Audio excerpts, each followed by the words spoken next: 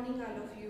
कैसे हैं आप सब लोग। आज हम पढ़ेंगे पाठ 11 मैं नीम हूँ, पेज नंबर 78 भाग 1। इस पाठ में हम पढ़ेंगे बच्चों कि नीम अपने विषय में बता रहा है, वह अपने गुणों की जानकारी दे रहा है। इस पाठ में बताया गया है कि नीम किस प्रकार हमारी सहायता करता है और पेड़ हमारी सहायता करके हमें अधिक से अधिक लाभ पहुंचाते हैं। इस प्रकार इस पाठ में हम पढ़ेंगे कि पेड़ों से हमें क्या क्या मिलता है, किस प्रकार हमें फल, फूल, लकड़ी इत्यादि की प्राप्ति होती है। देखिए बच्चों, पेड़ पौधों में कई औषधीय गुण भी होते हैं। आप समझते हैं औषधीय गुण। औषधीय गुण मतलब पेड़ों से हमें कई प्रकार की जैसे दवाइयों के रूप में, जैसे तुलसी का पौधा है, नीम का पेड़ है, इसके कई औषधीय गुण हैं। मतलब वह हमारी बीमारियों से रक्षा करते हैं। जैसे तुलसी का पौधा है, वह हमें सर्दी, खांसी, जुकाम, उसकी पत्तियों का प्रयोग किया जाता है। तुलसी की पत्तियों का प्रयोग किया जाता है।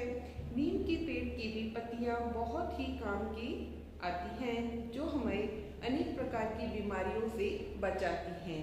देखिए बच्चों, नीम, तुलसी आदि ऐसे पेड़ पौधे हैं जो अनेक रोगों से हमारी रक्षा करते हैं और हमें रोगों से दूर भगाने में हमारी सहायता करते हैं।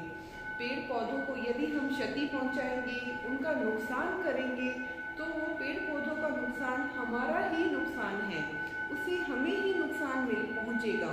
पेड़ पौधे हमारे मित्र के रूप में होते हैं, वह हमारी सहायता एक मित्र के रूप में करते हैं, तो हमें भी उनका मित्र बनकर उनकी रक्षा करनी चाहिए और अधिक से अधिक पेड़ लगाने चाहिए।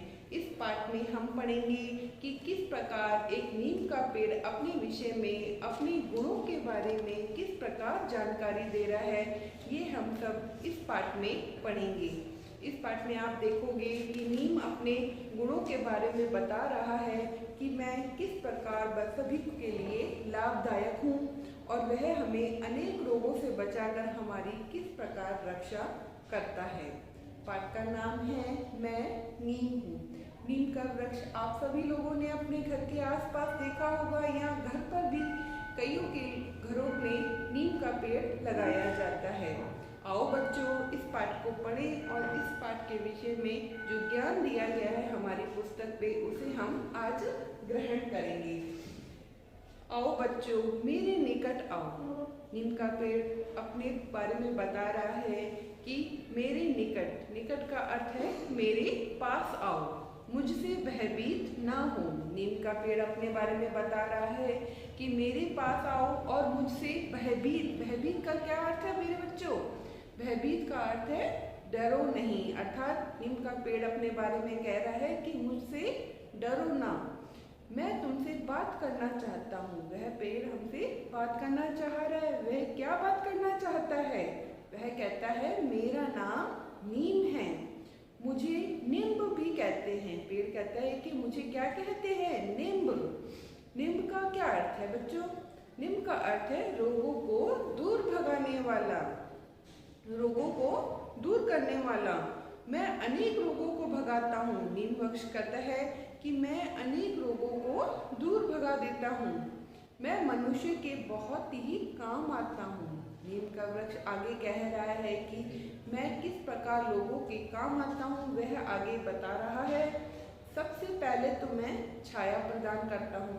देखिए बच्चों, जो वृक्ष होते हैं हमें छाया प्रदान करते हैं। थके हारे जो मनुष्य होते हैं, जो रास्ते में जाते हैं, उन्हें विश्राम करने के लिए, आराम करने के लिए छाया की आवश्यकता होती है। वह किसी पेड़ की छाया में बैठकर विश्राम करते हैं, आराम करते हैं। वैसे ही नीम का पेड़ हमें बहुत ही छाया प्रदान करता है, छाया देता है। मेरी छाया में बैठकर पशु पक्षी तथा थके हारे मनुष्य आराम करते हैं। जो नीम का पेड़ होता है वह घना होता है और उसकी छाया में बैठकर बहुत ही पशु पक्षी जो होते हैं वो कड़कती धूप में वह छाया को ग्रहण करते हैं और थके हारे जो मनुष्य राहगीर होते हैं वह भी यात्रा के दौरान मनुष्य आराम करते हैं। नीम का वृक्ष आगे अपने बारे में कह रहा है, मैं वायु को शुद्ध बनाता हूँ। शुद्ध का अर्थ है साफ और ताजी, अर्थात वो वायु मतलब हवा, हवा को शुद्ध बनाता है, साफ सुथरा बनाता है। मैं अशुद्ध वायु को लेकर सबको शुद्ध वायु देता हूँ। जो नीम का वृक्ष है वो अशुद्ध वायु को ले लेता है और उसके बदले हमें कैसी वायु देता है? शुद्ध वायु देता है, जो सांस लेने और जीवित रहने के लिए आवश्यक होती है। क्योंकि बच्चों, हमें जीवित रहने के लिए कैसी हवा जरूरी है? साफ, स्वच्छ और ताजी हवा जरूरी है। इस प्रकार जो नीम का वृक्ष है वह हमें सांस लेने और जीवित रहने के लिए जो साफ सुथरी ताजी हवा और स्वच्छ वायु हमें जो आवश्यक है उसकी प्राप्ति हमें नीम के वृक्ष से होती है। जहाँ मैं होता हूँ, मैं शब्द किसके लिए आया है मेरे बच्चों? यहाँ मैं शब्द नीम के वृक्ष के लिए यहाँ आया है। जहाँ मैं होता हूँ वहाँ वायु अत्यंत शुद्ध होती है। वहाँ की जो वायु, आसपास का जो वहाँ का वातावरण है, जो पेड़ होने से, नीम के वृक्ष आसपास होने से वहाँ की वायु बहुत ही अधिक शुद्ध हो जाती है और वहाँ का वातावरण भी कैसा हो जाता है? बहुत ही साफ स्वच्छ वातावरण वहाँ का हो जाता है।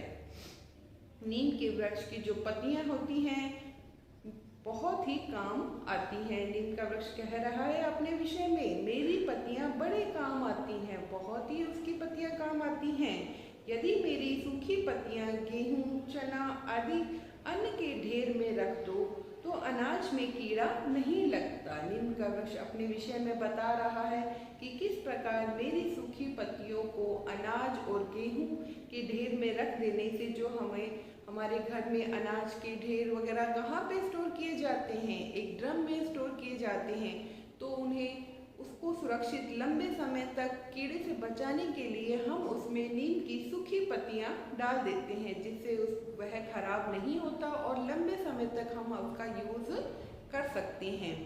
यही नहीं, मेरी सूखी पत्तियां गर्म कपड़ों में रख देने से उनमें कीड़ा नहीं लगता। जैसा कि बच्चों आपको पता ही है, जो सर्दियों में हम गर्म कपड़े, ऊनी कपड़े जो पहनते हैं वह भी अगले साल तक पहनने के लिए उन्हें एक साल रख दिया जाता है और उन्हें बचाने के लिए, कीड़ों से, जंग से बचाने के लिए उसमें नीम की सूखी पत्तियां यदि रख दी जाती हैं तो उसमें भी कीड़ा नहीं लगता। इस प्रकार मेरे बच्चों आपने देखा कि किस प्रकार नीम का पेड़ हमारी सहायता करता है, हमारे लिए किस प्रकार, कितना ही इसकी सूखी पत्तियां, इसकी जो पत्तियां, जड़ें वगैरह हैं नीम की, वो हमारी किस प्रकार हमारी सहायता करती हैं। नीम के वृक्ष की जो पत्तियां होती हैं उन्हें उबाल कर, गर्म पानी में उबाल कर, उन पत्तियों के जो जल है उसे नहाने से भी कई प्रकार की बीमारियों की हमारी रक्षा होती है। इस प्रकार आपने देखा है इस पाठ में कि नीम अपने विषय में बता रहा है कि मैं औरों के लिए किस प्रकार लाभदायक हूँ और वह हमारी अनेक रोगों से रक्षा करके हमें रोगों से बचाता है, हमारे रोगों को दूर करता है, बीमारियों से हमारी रक्षा करता है। प्रकृति का जो ये अनमोल वरदान जो हमें मिला है उसे हमें कैसे रखना चाहिए? सुरक्षित रखना चाहिए, हमें बचा के रखना चाहिए। वृक्षों को काटना नहीं चाहिए और अधिक से अधिक हमें वृक्ष लगाने चाहिए। इस पाठ में आपने पढ़ा नीम के विषय में, आगे ही हम पाठ को जारी रखेंगे। बच्चों मैं आशा करती हूँ कि यह पाठ आपको अच्छी तरह से समझ में आ गया होगा। यदि आपको नहीं समझ में आया है तो आप दोबारा इस वीडियो को देखिए। इस वीडियो को जब आप देखेंगे तो आपको यह पाठ बहुत ही अच्छी तरह से समझ में आ जाएगा। Stay home, stay safe.